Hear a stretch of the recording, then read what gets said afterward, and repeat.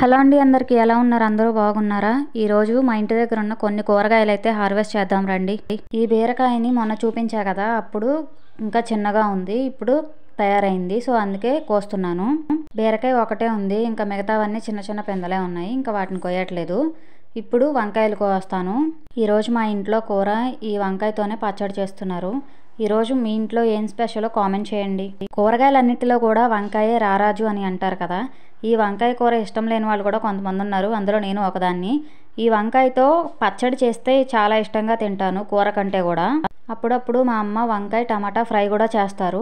వంకాయ పాలు పోసి వండుకున్నా కూడా చాలా బాగుంటుంది. ఈ రోజు నుంచి కార్తీక మాసం స్టార్ట్ అవుతుంది కదా. వీడియోస్ ని చాలా మంది చూస్తున్నారు కానీ ఛానల్ ని సబ్స్క్రైబ్ చేసుకోవట్లేదు. ప్లీజ్ ఛానల్ ని సబ్స్క్రైబ్ చేసుకోండి. ఈ రోజు వీటితో పాటు ఒక గులాబీ పువ్వు కూడా పూసింది, దాన్ని కూడా ఇప్పుడు కోస్తాను నేను. గులాబీ పువ్వులు అంటే అందరికీ చాలా ఇష్టం. మా ఇంటి దగ్గర ఉన్న ఒకే ఒక్క గులాబీ మొక్క ఇది, అది కూడా చాలా హైట్ ఉంటుంది. ఎంత బాగుందో కదా ఈ గులాబీ పువ్వు. ఈ రోజు అయితే ఇవి హార్వెస్ట్ చేసాము. వీడియోని ఎలాగో ఇక్కడ వరకు చూసారు కదా, వీడియోని ఒక లైక్ చేసి అలాగే ఛానల్ని సబ్స్క్రైబ్ చేసుకోండి.